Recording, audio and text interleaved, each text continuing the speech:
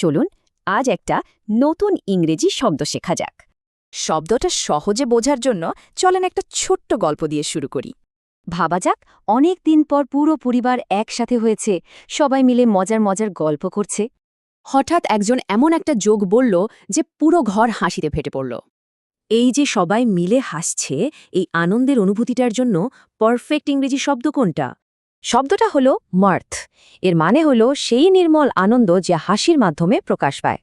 মানে এটা হলো সত্যিকারের আনন্দের অনুভূতি, যেখানে হাসি থাকে আর সাধারণত সবার সাথেই শেয়ার করা হয়। এবার চলেন দেখি কয়েকটা বাক্যে শব্দটা কিভাবে ব্যবহার করা যায়। এখানে দেখুন, একটা টিম তাদের জেতার আনন্দটা সেলিব্রেট করছে গল্প আর হাসাহাসি করে।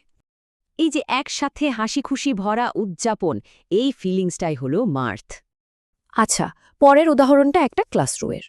প্রফেসরের মজার গল্প শুনে পুরো ক্লাসে একটা হাসি খুশি পরিবেশ তৈরি হলো। এটাই হলো মার্থ। শেষ উদাহরণে কয়েকজন বন্ধু একসাথে সময় কাটাচ্ছে, পুরনো দিনের কথা আর জোকস বলে হাসাহাসি করে তাদের সন্ধ্যাটা মার্থে ভরে উঠেছিল।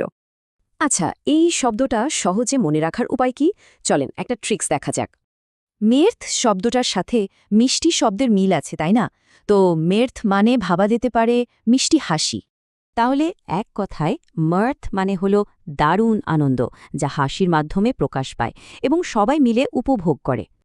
এবার ভাবার পালা, আজকের দিনে এমন একটা মির্থের মুহূর্ত কোথায় খুঁজে পাওয়া যেতে পারে?